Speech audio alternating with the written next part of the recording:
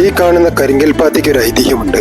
പണ്ട് ചിറക്കൽ രാജ്ഞി ക്ഷേത്ര ദർശനത്തിന് വരികയും ശാന്തിക്കാരോട് ശുദ്ധജലം ആവശ്യപ്പെട്ടു.